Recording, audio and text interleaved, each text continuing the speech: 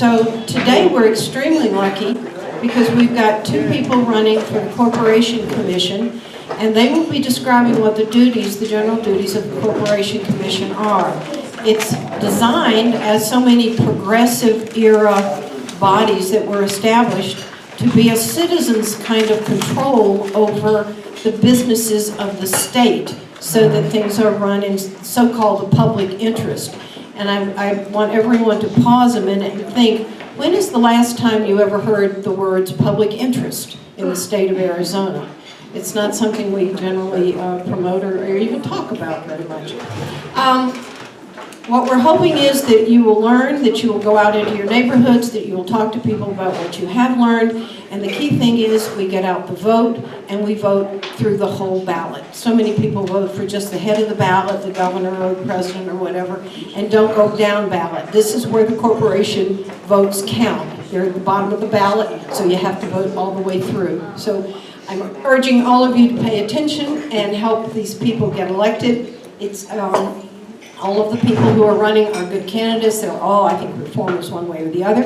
But the chief topic for today is going to be how the Koch brothers have infiltrated some parts of Arizona government and, in fact, influence our politics. And with no more ado, I'm going to introduce Bill Mundell, who is running for Corporation Commission. I think he has a few words to say, perhaps, about the Koch brothers.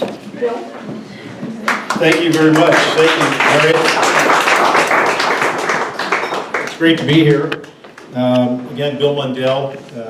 I was the Democratic nominee last time for the Corporation Commission and came very, very close to winning. We'll talk about that in a few minutes. But prior to doing that, I've had the honor and the privilege to serve in all four branches of Arizona's government. And I did say all four branches because the Corporation Commission is considered a fourth branch of government.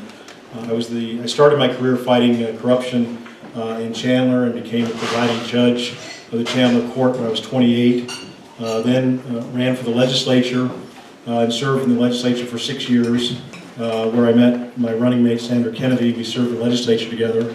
I was there from 86 to 92, and then went back into, I'm a lawyer, don't hold that against me, and I went back and started practicing law again. And then I was appointed to the Corporation Commission in 1999 and served for 9 years, from 99 to 2008.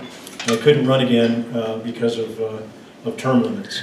And I honestly didn't think I would run again. I thought I'd finish my public service career because I believe running for office is public service.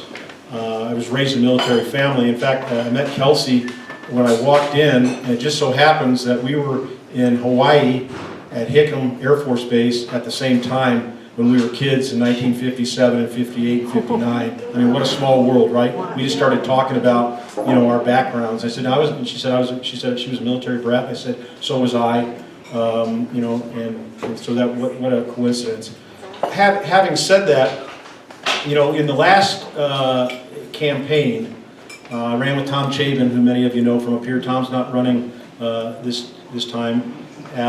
Hopefully he'll run in 2 years, but he decided not to run this time. And in that campaign, we really talked about three things, three major themes. We talked about protecting customers from unjustified rate increases by monopoly utilities. And sure enough, right after the election, APS raised their rates. We talked about how the Commission and the utilities want to crush rooftop solar. And sure enough, right after the election, they made it more difficult to install solar on homes. And then lastly, we talked about corruption. And a lot of people thought that we were, being hyperbolic, crying wolf, maybe exaggerating. And then sure enough, last May, the former chairman of the commission was indicted for bribery, for taking money from Johnson Utilities, from a utility. He was indicted along with his wife, the owner of the utility, and a lobbyist. And what I said at the time was, that's the tip of the corruption iceberg at the commission. It's the tip of the iceberg. And so there's an ongoing FBI investigation right now.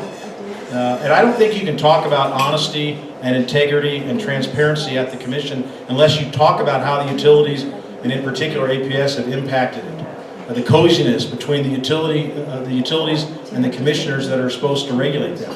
And there's an ongoing FBI investigation by the U.S. Attorney's Office looking at the 2014 race, and Sandra will be able to talk about that a little bit because she was the victim of dark money in 2014, where at least $3.2 million was spent against her to defeat her.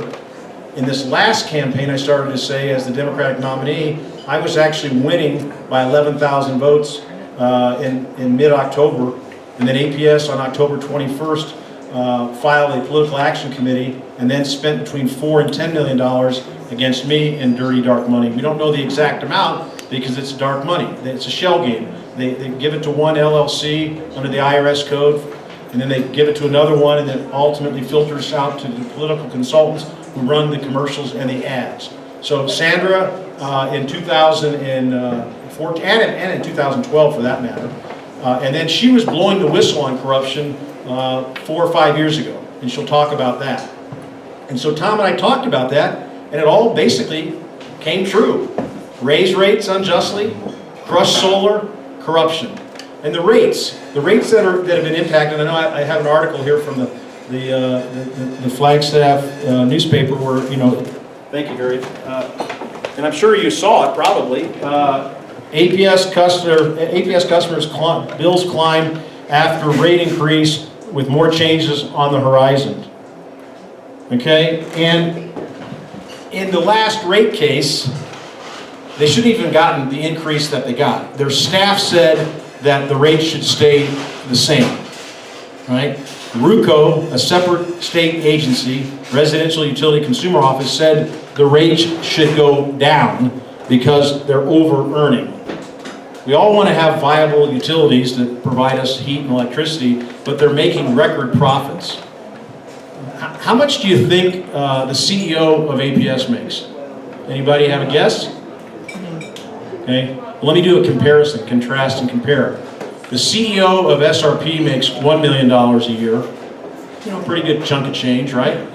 The CEO of APS made $12 million last year. $12 million. He just got a big raise, so they had a pretty good return on their investment, defeating Sandra in 2012 and in 14, and defeating me last year. He just got a big raise. Now he makes $19 million a year. $19 million a year. Gets picked up, every day in a limousine at his house. $19 million a year. What is that? Over $1.5 million a month. So again, so now what's happened is they shouldn't have gotten any increase at all, right? No increase at all. And now we're seeing, they said, oh, don't worry, it's only going to be, and I put worry in quotes, right? Don't worry, it's only going to be 4 or 5% increase. Well, now we're seeing this article here, the person here in Munds Park said their bill normally in December is $120 or $130 a month, and it went up to $180 or $190. Now, I was never very good at math, right? I went to law school because I was good in English and had a degree in history. But I think if you do the math, going from 120 to 180 or 90 is much more than 4 or 5% increase, And so that's what we're up against. We need commissioners that have the backbone to stand up to the regulated communities that they're supposed to actually regulate. As Harriet said, the commission was formed when it was in territorial days. It was called the Railroad Commission.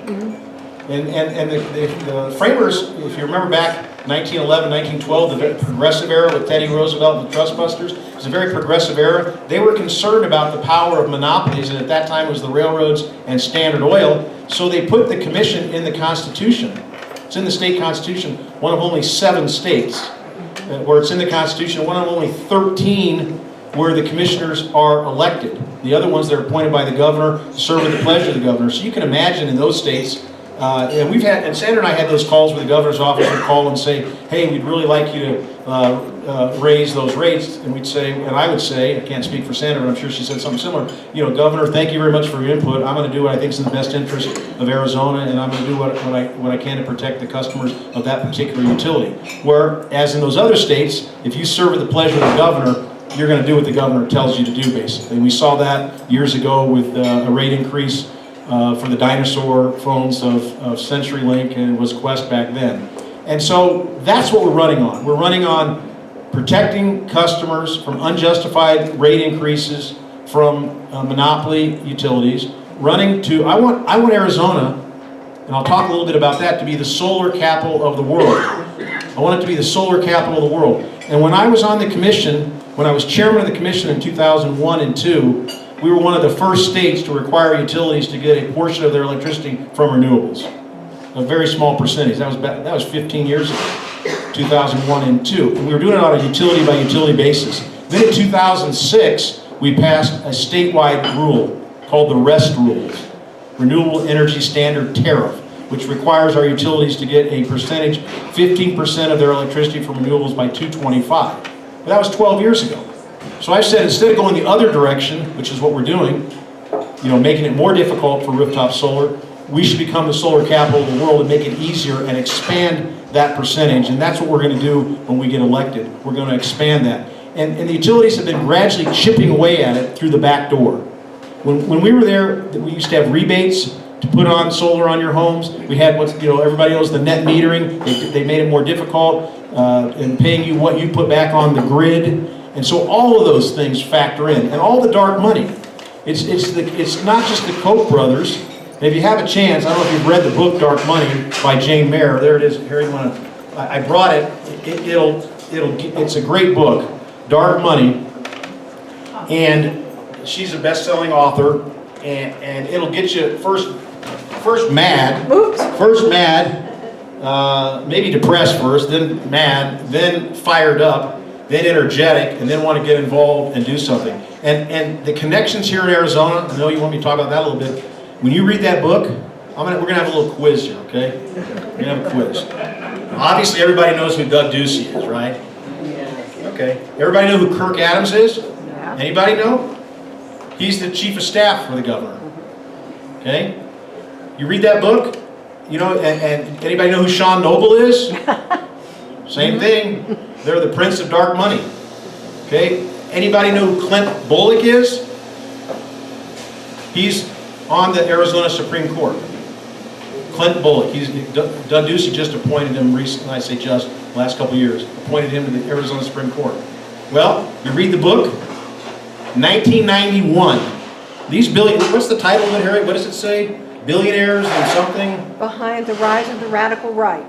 The hidden history of the billionaires behind the rise of the radical right. Everybody hear that? I can read it out loud here for people in the back. Dark Money, Jane Mayer, The Hidden History of the Billionaires Behind the Rise of the Radical Right. Okay? Clint Bullock, in 1991, as a young lawyer, went to Wichita, Kansas, to go ask for money from the Koch brothers to start his law firm. And this title of his law firm just is so ironic. I think it's called Institute for Justice. Established with Koch brother money to fight environmental laws and regulations, to fight campaign finance laws, to fight worker safety laws, to fight food safety laws, and that's their goal, to all of this. And when you read it, I mean, it's in there. In 1991, so now he's on the Arizona Supreme Court, appointed by Governor Ducey. And then Kirk Adams and Sean Noble ran dark money, basically laundering money in California, and California imposed one of the biggest fines against them in the history of the commission over there for their activity in California. Harriet? Tell them how the Kochs made their money. Well, as I recall, you're going to put me on the spot here, but in the 1930s, Energy. yeah, energy, but even prior to that, in Russia in the 1930s, and they made their money with energy. They're big into fossil fuels, so that's why they want to weaken environmental laws and regulations, but they made their money initially in oil exploration, etc. Now they're into a lot of things. There's a list where it says boycott these products. I don't remember what they are right now. I don't want to slander a libel. I don't remember if it's generically tissue paper. I don't remember which brand right now. Oh, so, I do. Oh, you do? Okay, she'll tell you then. But in any event, that's and we're like the epicenter. We're the epicenter of the Koch brothers and the dark money. Did you know that there's a Koch brothers school at ASU? Well, 2 at U of A. 2 at ASU too? There's Koch brothers schools. What do I mean by that? Taxpayer dollars in the budget that Governor Ducey insisted on, in the budget to go to ASU for these Koch brothers schools. I've got the names of them written down somewhere, but in any event, and not only, they didn't put it in the general fund, the general appropriation for ASU or U of A, they did what's called earmarked. They earmarked the money, so it had to go to these Koch brothers schools. It didn't go to the president of the university to decide where to spend it in the whole university system. It was earmarked in an appropriation, so it had to go to these Koch brothers schools, both at U of A and ASU. And as far as I know, thankfully NAU doesn't have one yet, but keep your eyes peeled and keep your eyes open, because that wouldn't surprise me if that's the next step of what's happening with the influence of the dark money. And so I'll turn it over. Well, let me ask, I got a couple, I like to ask questions too. Who was the last Democrat elected statewide? Anybody know? Who? Okay, no. Sandra, come on up. This woman right here. In 2008, Sandra Kennedy won for the Corporation Commission. She's the last Democrat to win statewide. So I'll turn it over to my running mate, Sandra Kennedy.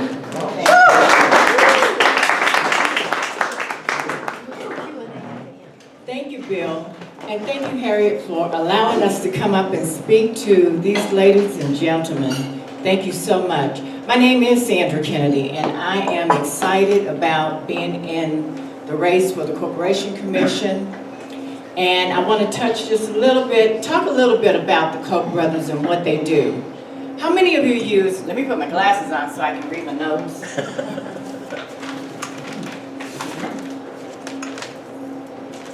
How many of you use paper products, Angel Soft, or Brawny? Don't be ashamed to hold your hand up. Come on. How about Dixie cups or Dixie products? These are all Koch brother products. We are, in essence, helping the Koch brothers as they try to buy their elected officials and buy their organizations that support them.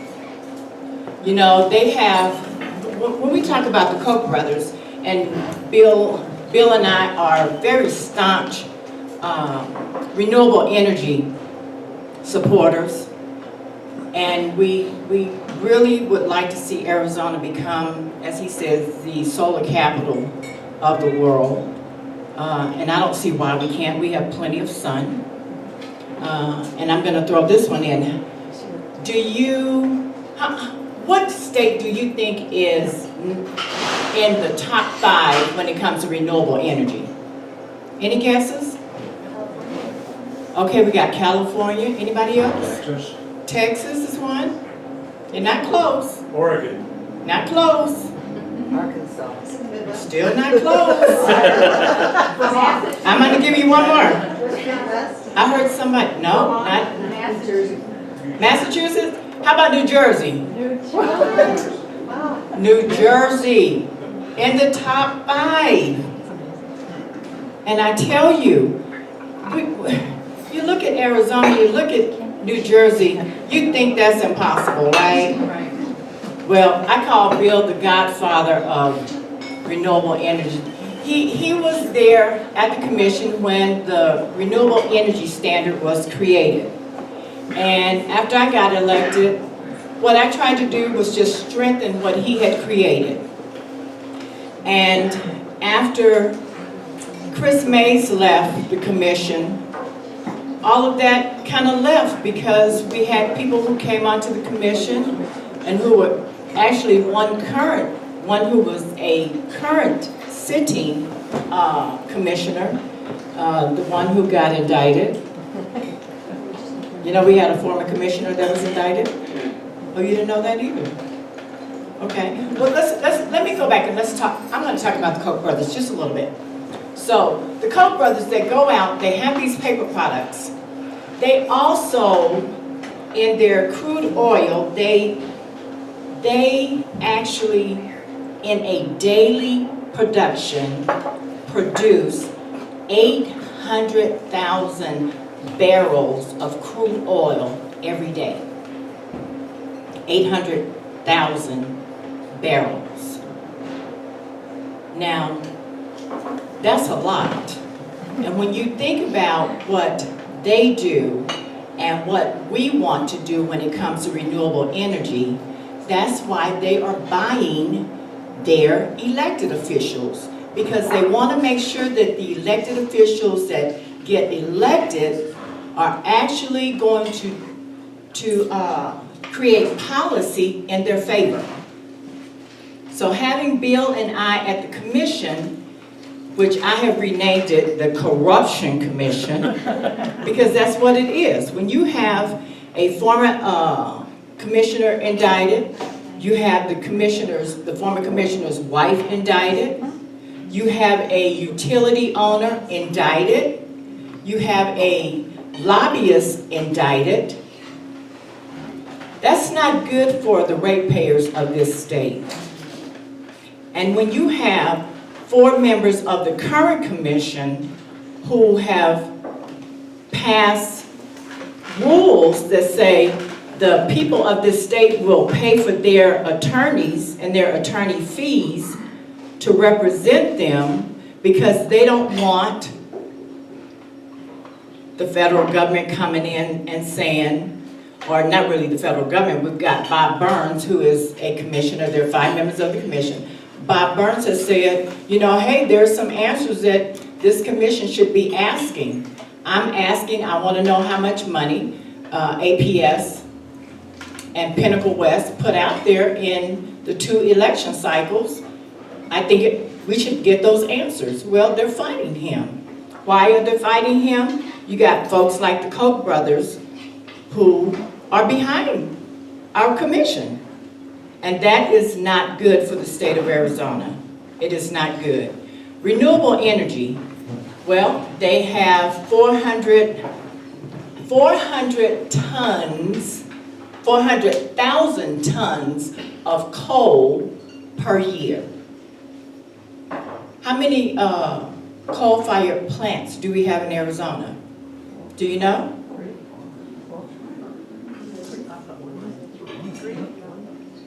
I heard 4. 3. 3 is correct. 3 is correct. And that's a lot of coal that the Koch brothers can make a lot of money off of Arizona. So when we come in and try to say, okay, we want renewable energy, we've got the Four Corners power plant, uses an awful lot of coal. A lot of people are getting sick up there. And some of the folks up there say, you know, maybe it's time that we look at renewable energy. Maybe it's time to include solar in this plant. There's a lot of pushback for that. And you will hear a lot of talk at the commission about, no, we need to continue. Well, as they continue to use the coal, who's going to pay for it? The ratepayers. And your rates went up when they said you were going to only get, what, a $4 increase? How many of you got more than $4 in your rate increase with APS? I just see one hand, so you were the only one who got a rate increase? Or your bill only went up? Maybe, are you APS ratepayers? So you don't pay attention to your bills. Is that what I'm hearing? Bingo. So APS can keep their hands in your pockets and your wallets. It doesn't matter? It matters. It's just hard to say precisely how much. Okay. I couldn't say that offhand, but I know it went up because I complain about it every month. So. But it was more than $4. Yeah. Absolutely. So see, those are the kinds of things that Bill and I want to tackle when we get to the commission. And it's important, we are not at the top of the ballot, we're actually at the bottom of the ballot. So I would ask you, rather than starting at the top of the ballot and voting for your favorite candidates, start at the bottom of the ballot and vote for Bill and I, and then work your way up to the top. We are experienced, we've been there before, we know where the dead bodies are. There will be no on-the-job training for us. We will hit the ground running, and we know what to do. So we just ask that you give us all your support. We've got petitions. You can sign our petitions. We've got $5 clean elections donations. We are candidates. We're running clean. So we're not going to be asking any lobbyists. We're not going to be asking any utility owners to help us get elected. We're asking the people to help us. And we need you, and we need you desperately. So if you have any questions, we are here. And thank you so much for the opportunity.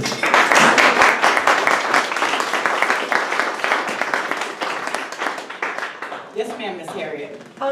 Tell them how all the money that is dark money flows into the state.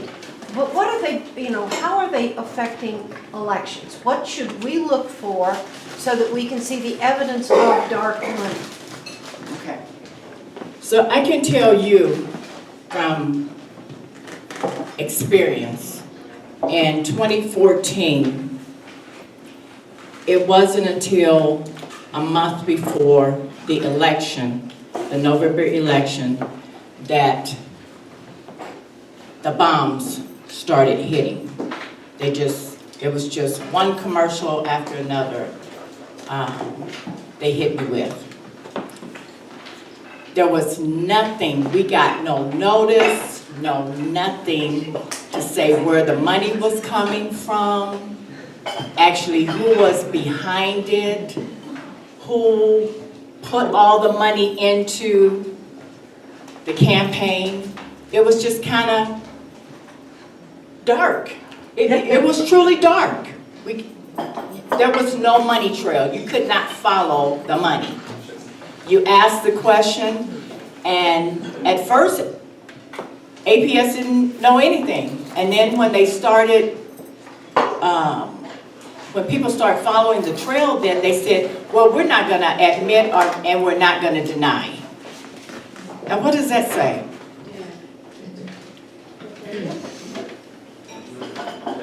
You want to add to that? Yeah. Just they'll have these nice sounding names. Again, as I said, in my race, they spent between $4 and $10 million in the last couple weeks of the election, and just what Sandra was saying, I said carpet bombing. It was nonstop commercials in the morning, on the morning shows, on the night shows, that Colbert or whatever you watch at nighttime, just nonstop commercials, and they were very misleading. They talked about the Republicans as being the sustainable solar team. A sustainable solar team. And then, as I said, as soon as the election was over, they voted to make it more difficult to put solar on your homes. But they have some really nice sounding names, like, Americans for Prosperity, Arizonans for Responsible Leadership. Now that was the Koch brother. That was the Koch brother 401 or 501. 3, 4, and 3 organizations in the IRS code that ran to stop the education funding in 2012. And that was Doug Ducey's, that's how he got his start in politics. He led the charge against raising money for education back in 2012, and that organization, again, was Arizonans for Responsible Leadership. And then the group that attacked solar in Arizona and also Sandra was Prosper Inc. And like I said, that was led by Kirk Adams, who's now Doug Ducey's chief of staff. So you got to connect all the dots. I mean, you got Kirk Adams, chief of staff for Ducey. Ducey goes to the Koch brother retreats all the time. They have a retreat in Palm Springs. Maybe not Palm Springs, but in California in the wintertime, And then in the summertime, there are retreats in Colorado. And you can just Google it. Doug Ducey, Koch brothers, and you'll see all the stuff that pops up.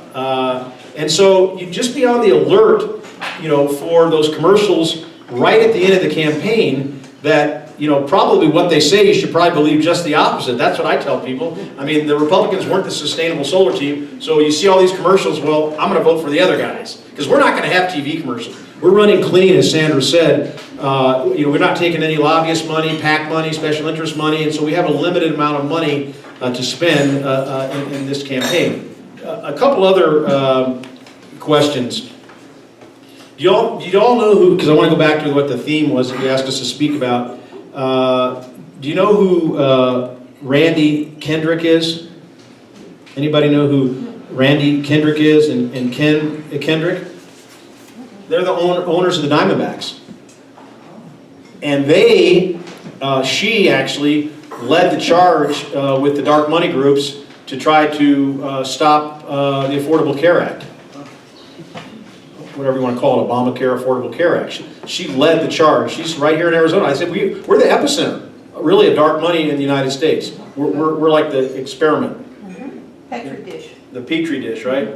The Petri dish of dark money experimentation in Arizona. And their goals are, to stop public education and privatize schools, to do away with Social Security, to do away with Medicare, do away with Medicaid, weaken environmental laws, weaken worker safety laws, et cetera, et cetera. Have more fossil fuel plants and less solar energy, all of that. So, I guess that's my answer is, whatever you see, when you see expensive TV commercials, it ain't us, because we don't have the money to do that. It's going to be our opponents or APS. Let me ask one other question. Does everybody know what Pinnacle West is? Yes. Okay. Everybody know? Okay, no. See, some people don't know. So now every time I go out and speak, I talk about Pinnacle West is the parent company, the holding company of APS. All the money flows upstream from you, the customers, from APS to Pinnacle West. They don't have any other investments or really maybe some interest, a little interest payments, but all their revenue upstream from the utility APS goes upstream to Pinnacle West. And so I talk about that. And the reason I say that, in my race, the only silver lining in my race, as opposed to Sandra's race, is APS Pinnacle West admitted to spending some money against me. They did it in March, 5 months after the election. They said, "Oh, we're gonna tell everybody now every March how much money we spent in the election." Well, what good does that do you? Because you don't know who they're backing, during the election. But but their ads were, Pinnacle West, paid for by Pinnacle West. Well, like in here, most people don't know who the heck Pinnacle West is. They may know who APS is, but it's not on your bill. It doesn't say Pinnacle West /APS on your electric bill, so most people don't know. So be on the alert for that too. Commercials paid for by Pinnacle West. I guess that's the best way to answer the question. And where are they located? Where does all that money go? What state gets all that profit? Texas. Well, and they're, like I said, they're over-earning. Their own staff said in the last rate case, no rate increase. RUCO, the agency that's supposed to look after residential consumers, said the rate should decrease, and they raised them anyway. Yeah, question? Okay, I hope this isn't unrelated, but Goddard is doing something about raising money to do opposition to dark money. What exactly is he doing? Do you know? I mean, Well, I don't have all the details, but,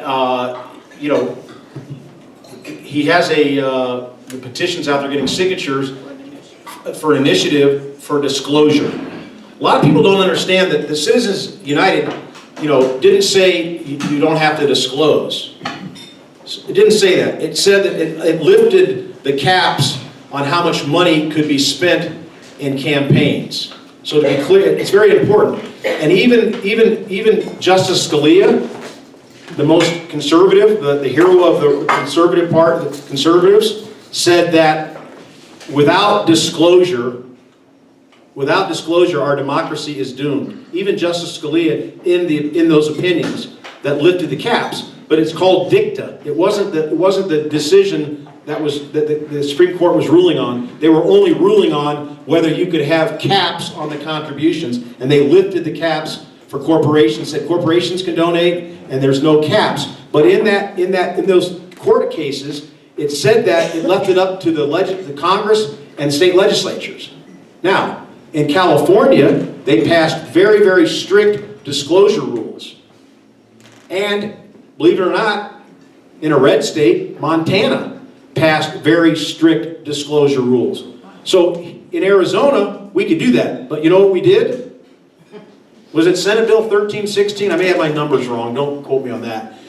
Our legislature passed legislation making it even easier to hide the money.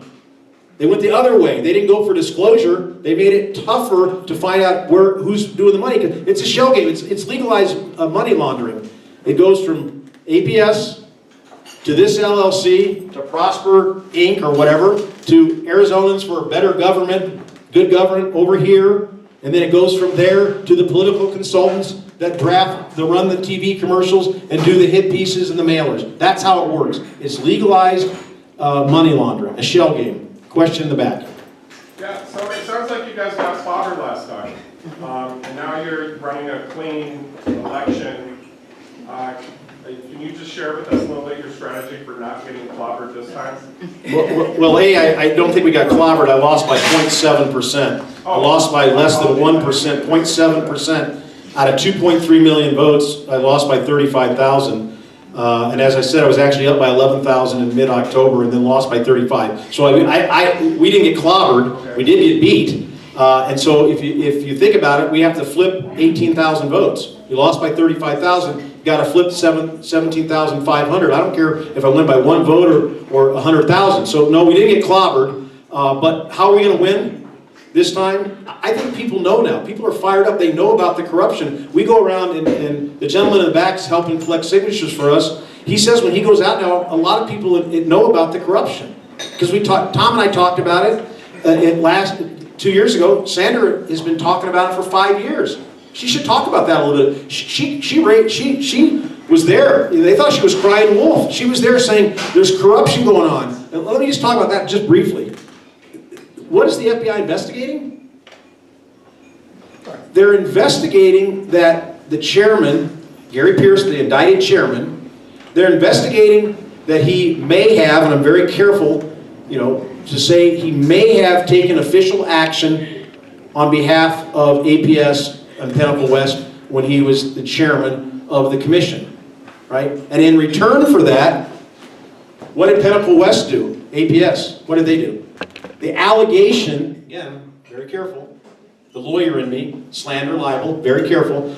The allegation is that APS funneled, and we talked about the laundering, they funneled $782,000 into a LLC to spend money to get his son elected Secretary of State in the 2014 Republican primary.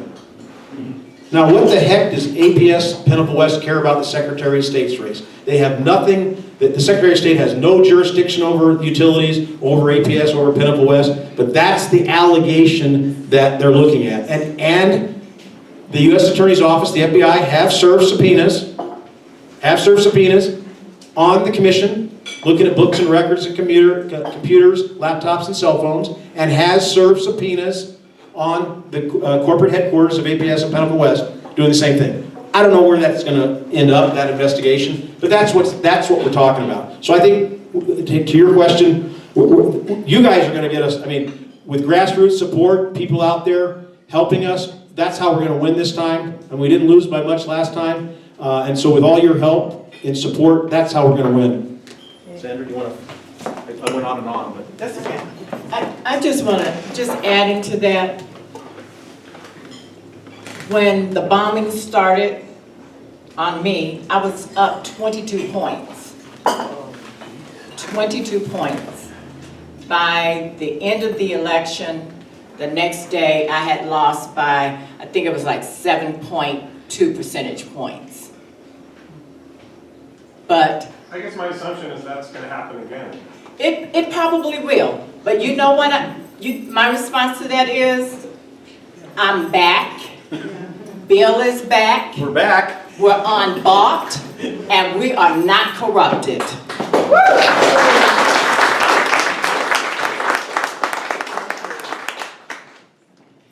Answer one more question. I always do this like a class. I'm sorry, Jim, go ahead. Oh, just so everybody here will know, Terry Goddard will be here Sunday at 3 p.m. at the East Flagstaff Public Library to talk about the ballot initiative. So hope you can all come to that. And thank you guys. Thank you, for being thank you. here. Thank you. Tell them what ALEC is. Oh, Oh, yeah. well, Sorry. We could talk for hours, sorry. Harriet said, tell what ALEC is. So ALEC is the organization that the Koch brothers formulated with elected officials, not just legislators, but local legislators, as congressional leaders, local leaders, municipality elected officials, and in Arizona, Corporation Commission members. And they are the members here in this state are very, very active. And when I say they are active, they actively go out, they meet at ALEC, they come up with legislation and take it back to their states. Now, I know you know of 70? 1070. 1070 actually came out of ALEC. Do you remember what 1070 was? That was Russell Pierce and his grandiose idea. So 1070 actually came out of ALEC. They brought it back. Arizona was the test state, and as you can remember, history proves itself, it passed. But we've had some ugly things come after that. We got rid of Russell Pierce, and we've started to try to clean up some of the messes of ALEC. But it takes electing people other than the folks who support ALEC and the Koch brothers to get elected, and you have to get behind those folks. So that's important to talk about. Oh, yes, ma'am. It seems like in our culture today, money is the bottom line for everything. So is there a way to get a list of companies such as Angel Soft that you mentioned, the Dixie Cups? Absolutely. So I'm going to tell you, because my daughter, when she was younger, she said to me, Mama, it can't, is it spelled C-O-K-E? And I said, no, that's what people want you to think. It's spelled K-O-C-H. And if you Google it, it will pop up. Everything that is related to them pops up. And you would be surprised some of the products that you purchase belong to the Koch brothers. In fact, I have totally stopped buying anything that is related to them. Textiles, you name it. You can find it. Same thing with the Mercer family, there's a lot of, Absolutely. DeVos, Betsy DeVos, all of that. They're all tied in. You read the book, I mean, it really... Mike Pence was their choice. They picked Mike Pence. Right. It tells them. Yeah, it's fascinating. I mean, like I said, it'll get you depressed, then fired up, then motivated to go forward. And again, like Sandra said, if you get a chance, Google Doug Ducey and Koch brothers. I mean, you'll see. I mean, right here in Arizona. And then, you know, just to make government even more secretive, as I understand it, your representative here was Bob Thorpe, has legislation to hide cell phone messages on your phones, and that's what they're going to do. They're going to use their private phones to conduct government business, and he wants legislation to weaken the public records law. Because there's court cases that say even if an elected official uses their private phone, it's subject to the public records law. So because they were doing that to get around it and not using their state-issued phone. So thank you very much. You know, we're gonna win this thing, and I'll end it with this.